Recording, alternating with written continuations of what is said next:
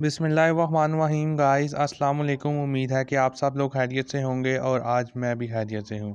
आप मेरे चैनल को सब्सक्राइब कर दें, बेल के आइकन को भी दबा दें और थंब के बटन को भी दबाने का ना भूलिएगा। आज जो हम कर रहे हैं वो ग्रुप थ्योरी है। ग्रुप थ्योरी में जो most important short question theorem है जो बहुत से पास्ट पेपर्स में रिपीट हुए हैं, आज हम उनको सॉल्व करने की कोशिश करेंगे। पहला क्वेश्चन है the identity element is unique.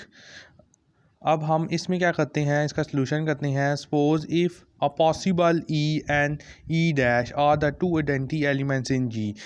ई यानी कि आइडेंटिटी और ई डैश और आइडेंटिटी ये दोनों बिलोंग किससे कर रहे हैं, जी सेट से। देन अगर हमारे पास ई इक्वल है ई डॉट ई डैश के, इसको हम इक्वेशन 1 का नाम दे देते हैं। E slash is equal to e dot e slash, इसको हम इक्वेशन 2 का नाम दे देते हैं। फ्रॉम इक्वेशन 1 एंड 2 अब इन दोनों को अगर हम सॉल्व करें तो हमारे पास जो आंसर आता है वो हमारे पास e is equal to e dash आ जाता है। अब इसके बाद हम जो अगला क्वेश्चन सॉल्व करने लगे हैं ये है हमारे पास the inverse of the each element is unique. हमारे पास जो इन्वर्स होगा वो तमाम एलिमेंट्स का यूनिक होगा। ठीक है, इसमें हम सबसे पहले कहते हैं कि हम लेट कर लेते हैं let a belong to G has the two inverse. इसमें हमारे पास दो इन्वर्स हैं b and c which was belong to G and then, तो फिर अगर a b is equal to b a, अगर हमारे पास वो आइडेंटिटी के इक्वल है, इसको हम इक्वेशन 1 का नाम दे देते हैं। और ए सी जो है वो हमारे पास सी ए इज इक्वल टू ई, ये हमारे पास इक्वेशन 2 है। समझ आ गई है कि हमने एक एलिमेंट लिया है यहाँ से ए के सेट से लिए। अब ना ए जो है वो बिलोंग कर रहा है जी को, यानी कि जी के सेट में से हमने ए लिया है।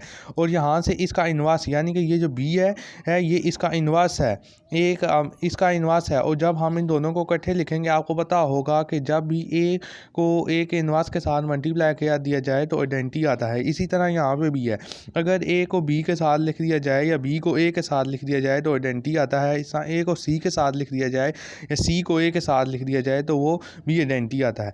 अगर बी हमने यहाँ से इसका इन्वर्स लेते हैं, अगर बी बिलोंग करता है जी को तो बी सी भी बिलोंग करना चाहिए जी को। अब सी की जगह इसकी हम वैल्यू डालेंगे अब ए सी, और फिर हम एसोसिएटेड प्रॉपर्टी इस्तेमाल कर लेंगे। एसोसिएटेड प्रॉपर्टी क्या होती है कि दो भी एसोसिएटेड प्रॉपर्टी, यहाँ पे मैं आपको लिख देता हूँ।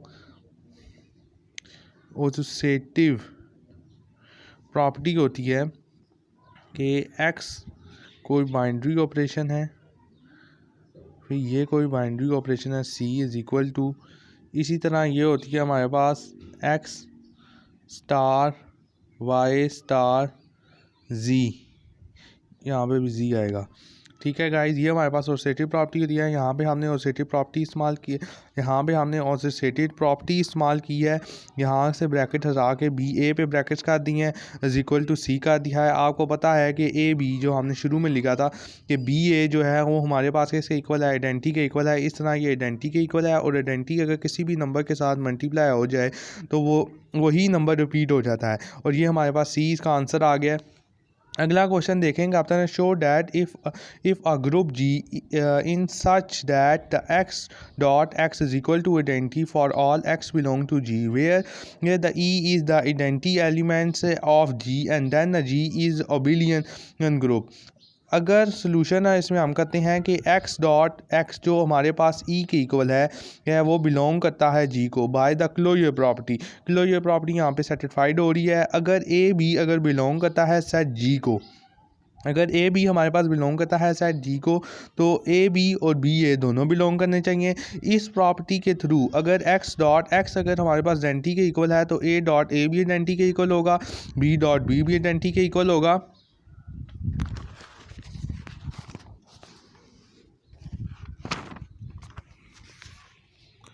और a b dot dot b a ये भी हमारे पास किसके इक्वल होगा, ये भी हमारे पास आइडेंटिटी के इक्वल होगा, ये भी हमारे पास किसके इक्वल होगा, आइडेंटिटी के इक्वल होगा।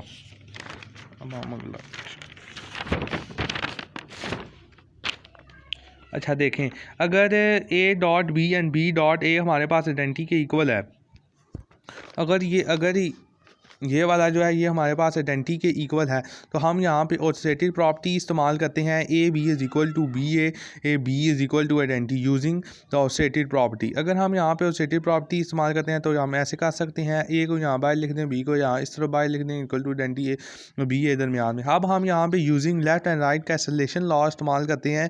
यहाँ पे हमने ए यहाँ पे ले लिया, यहाँ पे बी ले लिया और यहाँ पे ए बी दोनों आ गए हैं। एक कैंसलेशन लॉ क्या कहता है, कैंसलेशन अगर जो हमने सबसे पहले प्रॉपर्टी इस्तेमाल किया है कि ए और ए का अगर डॉट ए से लिया जाए तो वो किसके इक्वल होता है, आइडेंटिटी के इक्वल होता है। तो हमने यहाँ पे आइडेंटिटी लिख दिया है और बी का डॉट ले लिया जाए तो ये भी हमारे पास आइडेंटिटी होता है। अगर आइडेंटिटी को किसी भी नंबर से मल्टीप्लाई कर दिया जाए तो वो एक नंबर वापस आ जाता है जो ए बी है।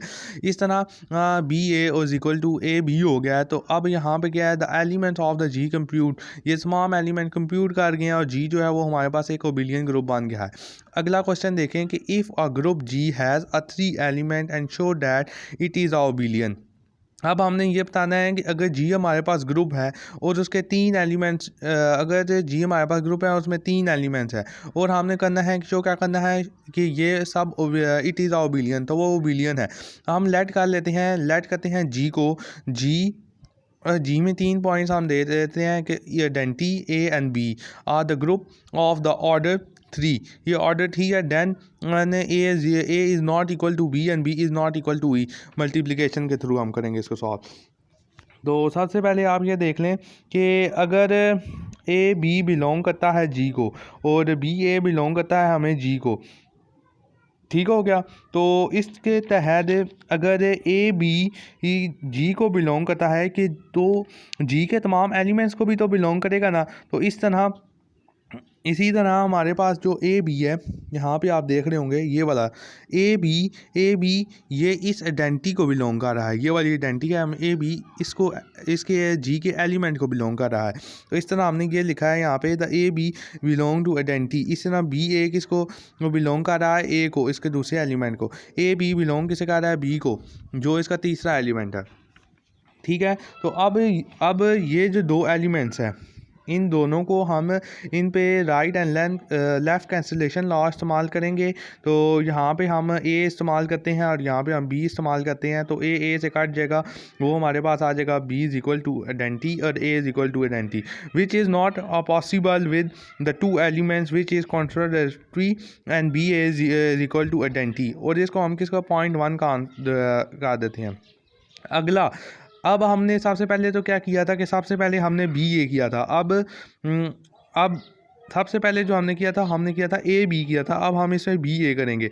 अब बी ए के भी तमाम अगर बी ए बिलोंग करता है जी को तो इसके तमाम एलिमेंट्स को भी बिलोंग करना चाहिए। अगर ये देखें, अगर हमारे पास बी ए जो है वो बिलोंग करता है, अगर बी ए बिलोंग करता है जी को तो इसके तमाम एलिमेंट्स को भी बिलोंग करना चाहिए। इसी तरह a b is equal to identity होगा, a b is equal to a होगा, a b is equal to b होगा।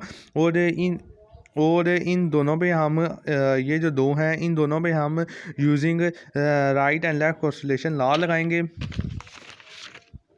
कैंसलेशन लॉ जब हम इस पर अप्लाई कर देंगे तो बी आइडेंटिटी आ जाएगा और ए भी आइडेंटिटी आ जाएगा, which is not possible the 2 elements which are contradictory. और हमारे पास बचेगा क्या कि बी ए जो है वो हमारे पास आइडेंटिटी के इक्वल है। इसको हम 0.2 का नाम दे देंगे फ्रॉम 1 and 2। अब